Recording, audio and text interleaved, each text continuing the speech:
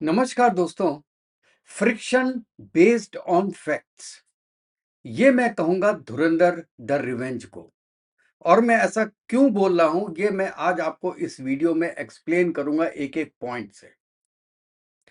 तो दोस्तों, मैं हूं संदीप भटनागर और आप देख रहे हैं मेरा यूट्यूब चैनल भारत की भाषा विद संदीप भटनागर। दोस्तों, ये जो धुरंधर रिवेंज है, ये पहले मैंने सोचा कि मैं पहले देख लूं, उसके बाद मैं अपना रिएक्शन दूंगा। तो दोस्तों, कल मैंने ये मूवी देखी और ये आप जानते हैं 3 घंटे और 49 मिनट्स की पूरी मूवी थी। और पूरी मूवी में कहीं पर भी ये टाइम नहीं मिला कि आप इधर उधर हिल लो, क्योंकि इतनी अच्छी तरीके से उसको बनाया गया है और एक सीन से दूसरा सीन इतना इंटरलिंक्ड है कि आपको कहीं पर भी ऐसा लगता नहीं है कि पिक्चर बोर हो रही है, क्योंकि बहुत लंबी पिक्चर है। लेकिन हाँ, मैं एक बात जरूर बोलूंगा कि ये पिक्चर थोड़ी छोटी हो सकती थी। 20-25 मिनट की पिक्चर छोटी हो सकती थी। जो फाइटिंग सीन्स हैं वो थोड़े छोटे हो सकते थे। लेकिन हाँ, छोटे होने से ग्रेविटी कम होती है उन फाइट सीन्स की। अब मैं आपको बताता हूं कि पहले मैंने क्यों बोला this is a friction based on facts. मुझे ऐसा लगता है कि किरदार सब सच्चे थे पाकिस्तान के। जो इंसिडेंट्स थे वो सब सच्चे थे। लेकिन उन किरदारों को और उन इंसिडेंट्स को जो जोड़ता है, वो हमजा अली मजारी का किरदार, जसकीरत सिंह रांगी का किरदार, वो मुझे थोड़ा फ्रिक्शन में लगता है। और आपने जैसे नाम सुना, जसकीरत सिंह रांगी मतलब JSR, मतलब जय श्री राम। अब ये डेलिब्रेट था या ये वाकई में कोई था, इस पे मुझे वाकई अभी डाउट है। क्योंकि एक ही आदमी रहमान डकैत को भी मारता है, वो जावेद खनानी जिसके कारण डिमोनेटाइजेशन हुआ उसको भी मारता है, उजर बलोच उसको दुबई में फंसाता है, मेजर इकबाल उसको भी मारता है। तो एक आदमी घुस के पाकिस्तान में लारी में इतने काम कर सकता है क्या? I have all my doubts in that. लेकिन उसको इतना अच्छी तरीके से पिरोया गया है कि सब एक वास्तविक लगता है। और वास्तविक इसलिए लगता है क्योंकि जितने पाकिस्तान के किरदार हैं और इंडिया के भी किरदार हैं, ये आपका हमजा अली मजारी को छोड़ के बाकी सब की शक्लें इतनी मिलाई हैं, नाम इतना मिलाया है कि सब फैक्चुअल लगता है। जैसे रहमान डकैत की डेथ हुई, जैसे मेजर इकबाल की डेथ हुई, और जैसे उज़ैर बलोच जेल गया, और जैसे जावेद खनानी मारा गया, ये सब फैक्ट्स पे बेस था। तो इसका मतलब ये है कि जिसने भी ये राइटिंग की है उसने बहुत डीप रिसर्च की है दोस्तों, बहुत डीप रिसर्च की है। और उसके अलावा आपने पूरा अतीक अहमद का भी पूरा एपिसोड देखा। अब अतीक अहमद के पाकिस्तान से कनेक्शंस थे ये तो पहले से पता था, लेकिन कितने हद तक थे ये पता नहीं था। और एक तरीके से इस पिक्चर में देखा जाए तो रॉ ने अतीक अहमद को मरवाया, ये क्लियर हुआ। क्या ये फैक्ट बेस्ड था या नहीं था, इस पे भी मुझको डाउट है। तो ओवरऑल अगर आप धुरंधर 1 और धुरंधर 2 को देखेंगे तो ऐसा लगता है कि एक ही मूवी थी जो 7 घंटे की बन गई और उसको पार्ट 1 और पार्ट 2 कर दिया गया।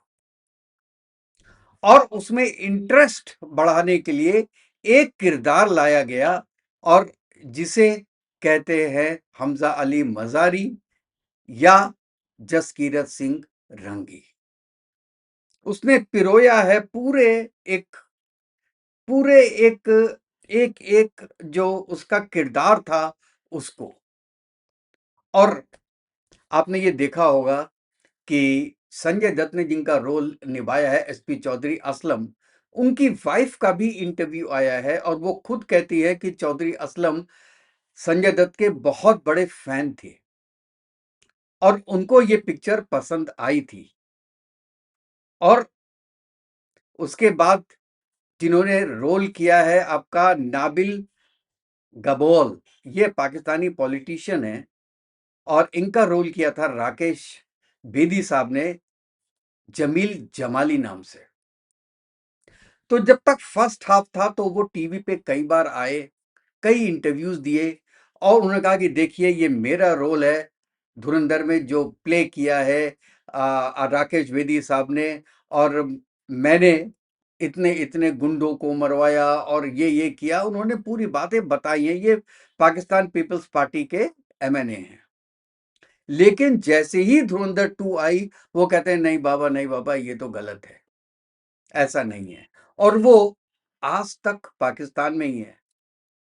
तो मैं ये कहता हूं कि अगर उसमें इतनी सच्चाई थी कि जमील साहब 40-45 साल से इंडियन एजेंट बन के पाकिस्तान में हैं और आज भी हैं, उनको आर्मी ने पकड़ा नहीं है अभी तक।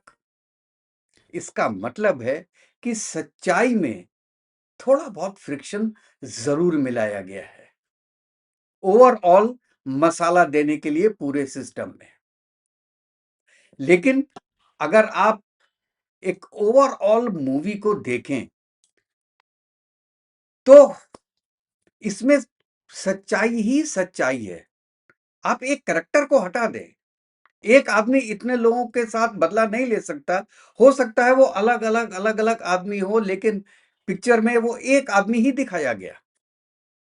लेकिन क्या इस बात में सच्चाई नहीं है कि कश्मीर में आफ्टर डिमोनेटाइजेशन आतंकवाद कम हुआ, ब्लैक मनी इंडिया में कम हुआ, 2 लाख करोड़ के फर्जी नोट, और यूपी के इलेक्शन में 60 लाख करोड़, 60,000 करोड़, सॉरी, इतना पैसा आना था। क्या ये चीज सही नहीं है? ये चीज बिल्कुल सही लगती है कि ऐसा हुआ होगा। अब वो अतीक अहमद के थ्रू हो रहा है या he was a part of it, और भी लोग उसके अंदर इन्वॉल्व होंगे, और हो सकता है गवर्नमेंट मशीनरी भी इन्वॉल्व हो, आपको क्या पता। आपकी जो स्टेट पॉलिसीज है, स्टेट के मैकेनिज्म है, वो उसमें इन्वॉल्व हो, यू कांट से एनीथिंग। लेकिन मैं ये कहता हूं कि इस पिक्चर में रिसर्च तो काफी अच्छी की गई है। और जो इसमें दिखाया गया है, मोदी जी के 2 बार आए। एक बार वो आए कि जब वो शपथ ले रहे थे, तो नेचुरल है कि पाकिस्तान में खलबली मची होगी। यार हम तो चाहते थे कांग्रेस आए और आ गई बीजेपी, ये बात फैक्ट है।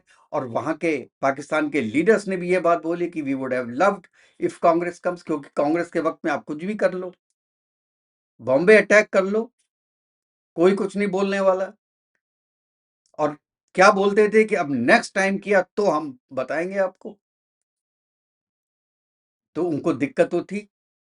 और उसके बाद मॉडर्नाइजेशन पे जो मोदी जी ने बोला, उससे भी नेचुरल है पाकिस्तान को दिक्कत होती, और बहुत बड़ी दिक्कत हुई है। तो ये सब चीज तो फैक्ट है। अब ये देखिए, लोग कह रहे हैं कि ये एक प्रोपागेंडा फिल्म है। प्रोपागेंडा कैसे है, आप मुझे बताइए, इसमें गलती का है क्या? आईएसआई इंडिया में इन्वॉल्व नहीं है? और अभी मार्च के महीने में 15 लोग पकड़े गए हैं जो पाकिस्तान के लिए यहां पे खुफिया जानकारियां पाकिस्तान को देते थे। 15 लोग, हाँ 15 लोग में सब हिंदू हैं, मुस्लिम कोई नहीं है। लेकिन ऐसे लोग हैं। अब पाकिस्तान ऐसे लोगों को ढूंढ रहा है जो कि लोकल है और जिनको पैसे की जरूरत है या लालच है। तो क्या पाकिस्तान इन्वॉल्व नहीं है उसके अंदर? और क्या मोदी जी ने रोका नहीं है? क्या आतंकवादी घटनाएं कम नहीं हुई हैं? और और हमारे एनएसए क्या वो काम नहीं कर रहे हैं? और क्या अननोन मैन पाकिस्तान में शूटिंग नहीं कर रहा है? गंदगी साफ नहीं कर रहा है? अभी ईद के दिन बिलाल, जो एलईटी का कमांडर था, उसको मारा गया। किसने मारा? कोई तो है, कोई तो ये काम कर रहा है। अगर बाई चांस मैं कहता हूं रॉ काम कर रही है, मुझे कोई जानकारी नहीं है, लेकिन अगर कर रही है तो उसमें गलत क्या है? और अगर पिक्चर में ये दिखाया गया है कि हां रॉ ने किया है, तो इसमें गलत क्या है?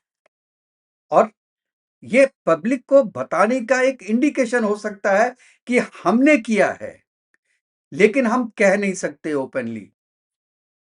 लेकिन हम हिंदुस्तान की जनता को बता देना चाहते हैं, पाकिस्तान की जनता को बता देना चाहते हैं, उन आतंकवादियों को बता देना चाहते हैं, उस पाकिस्तान की आर्मी को बता देना चाहते हैं कि जिसने भी इंडिया के हितों के खिलाफ काम किया उसको सजा मिलेगी, वो नरक में जाएगा। ये बताने में क्या प्रॉब्लम है? इससे इंडिया का नुकसान तो नहीं हो रहा ना, फायदा ही हो रहा है। और ये पूरी दुनिया जानती है कि मोदी साहब के आने के बाद आतंकवादी घटना बहुत कम हुई हैं। पाकिस्तान थर-थर कांपता है। ऑपरेशन सिंदूर हुआ है। वो पहले क्या हो सकता था? आप कल्पना कर सकते हैं कि हो सकता था? अगर 15 साल पहले पहलगाम हुआ होता, पठानकोट हुआ होता, तो केवल एक स्टेटमेंट आता कि अगर आपने अगली बार किया तो हम आपको देख लेंगे, हम छोड़ेंगे नहीं। और छोड़ दिया। वो पाकिस्तान की आईएसआई खुले सांड की तरह पूरे देश में घूम रही थी हमारे, जहां चाहे वहां कर रही थी। चाहे अक्षरधाम मंदिर हो, चाहे दिल्ली हो, चाहे पार्लियामेंट हो, कौन सी चीज छोड़ी थी उन्होंने? कौन सी चीज छोड़ी थी? तो अगर उनके मन में एक भय बैठाना है कि भैया हम आपको देख रहे हैं, वो चाहें 5% फ्रिक्शन के साथ ही हो, उसमें क्या प्रॉब्लम है? मैं कहता हूं ये बिल्कुल सही है। और ये एक तरीके का इनडायरेक्ट वे में इंडिया की और पाकिस्तान की पब्लिक को और देशों को, सबको, पूरे वर्ल्ड को बताने का तरीका है कि हम अपने दुश्मनों को छोड़ेंगे नहीं, चाहे वो कहीं पर भी हो, किसी बिल में भी बैठे हो। और ये आपने ऑपरेशन सिंदूर में देख लिया। ट्रंप ने 10, 12, 15 बार, 20 बार जरूर कहा कि जो है वो 4 प्लेन गिर गए, 5 प्लेन गिर गए, 10 प्लेन गिर गए, 15 प्लेन गिर गए। ये उसने बोला, ये नाम नहीं लिया किस कंट्री का, लेकिन एक चीज उसने बोली कि प्राइम मिनिस्टर ऑफ पाकिस्तान की जान बचा दी हमने इंडिया से सुलह करवा के। ये बात पक्की बोली उसने। तो भाई साहब, आप ये कहिए कि ट्रंप ने और मोदी जी ने उस बात को मान के पाकिस्तान के प्राइम मिनिस्टर और आर्मी चीफ की जान बख्श दी है इस बार, लेकिन अगली बार वो बख्शे नहीं जाएंगे, चाहे दुनिया की कोई ताकत भी आके बोले। और इसीलिए ये एक पर्टिकुलर पॉइंट है जिसमें मैं मोदी जी के साथ हूं, अपने एनएसए डोवाल साहब के साथ हूं, डिफेंस मिनिस्टर राजनाथ सिंह साहब के साथ हूं कि अब कोई आतंकवादी घटना बर्दाश्त नहीं की जाएगी हिंदुस्तान में। और यही दिखा रहा है धुरंधर द रिवेंज। और जितनी जनता जा रही है देखने के लिए, 500 करोड़ अभी तक कमा चुकी है 4 दिन में। इसका मतलब है लोग लाइक कर रहे हैं, लोग देखना चाह रहे हैं, लोग चाह रहे हैं कि हाँ, हिंदुस्तान के लोग जाएं और जो लोग हिंदुस्तान के अगेंस्ट में काम कर रहे हैं, उनका खात्मा करें। वो चाह रहे हैं, ये लोगों की इच्छा है और उसी इच्छा को एक स्टोरी में लाए हैं आदित्य धर। आदित्य धर जो कि खुद जम्मू एंड कश्मीर के हैं, उनके मन में मलाल तो होगा कश्मीर का, इसीलिए जो उनकी मन की भावनाएं हैं, जो पाकिस्तान के अगेंस्ट में उनका गुस्सा है, उनकी फैमिली विस्थापित होकर दिल्ली आई है, वो गुस्सा उन्होंने फिल्म के माध्यम से निकाला है और एक ऐसी चीज बना दी, ऐसी मूवी बना दी कि अब आगे के जो पिक्चर बनाने वाले हैं, मूवीज बनाने वाले हैं, उनको देखना पड़ेगा, सोचना पड़ेगा कि हिंदुस्तान की जनता अब क्या चाहती है। आप जानते हैं, जावेद साहब ने 24 पिक्चर लिखी हैं, जिनमें 22 पिक्चरों में जो विलेन है वो हिंदू था। मैं यहां हिंदू मुस्लिम करने नहीं बैठा। और एक पिक्चर में जंजीर, जिसमें मुस्लिम विलेन था, वो शुरू के आधे घंटे के बाद बदल गया और उसने अमिताभ बच्चन की हेल्प की, उस हीरो की हेल्प की। क्यों? क्योंकि लोग वो देखना चाहते थे। दूसरी बात, पहले क्या होता था कि अगर आप किसी हिंदू को विलेन दिखा दो, पंडित को खराब दिखा दो, ठाकुर को खराब दिखा दो, के हमको क्या फर्क पड़ता है? किसी को फर्क नहीं पड़ता। आज फर्क पड़ता है। आज हमने देखा कि चुप बैठ के खुद हर चीज अपने सर पे लेके हम खुद अपना सर कलम करा रहे हैं, खुद हम बर्बाद होते जा रहे हैं। सहन करने की एक लिमिट होती है, ये हमको सिखाया है इस नई गवर्नमेंट ने। एक लिमिट तक सहन करो और जब वो लिमिट खत्म हो जाए तो फिर अपने हक के लिए लड़ो, ये सिखाया है हमको। और यही सिखाया है इस पिक्चर धुरंधर ने कि अपने अधिकारों के लिए, अपने देश के लिए अपनी जान भी अगर जाती है तो जाने दो। आप दोस्तों इसके बारे में क्या बोलते हैं? आपकी राय क्या है? ये हमको ज़रूर बताइएगा दोस्तों कि आपको ये पिक्चर कैसी लगी? अच्छी तो लगी होगी, लेकिन जो मेरी थिंकिंग है इस पिक्चर के बारे में, वो उससे आप कितना सहमत हैं? आप ये ज़रूर बताइएगा कि क्या this is a fiction with the facts? एक बार सोचिएगा ज़रूर और अपनी राय हमको ज़रूर दीजिएगा दोस्तों। तो नेक्स्ट वीडियो में मिलते हैं, तब तक के लिए जय हिंद, जय भारत, वंदे मातरम। खुश रहिएगा दोस्तों, स्वस्थ रहिएगा।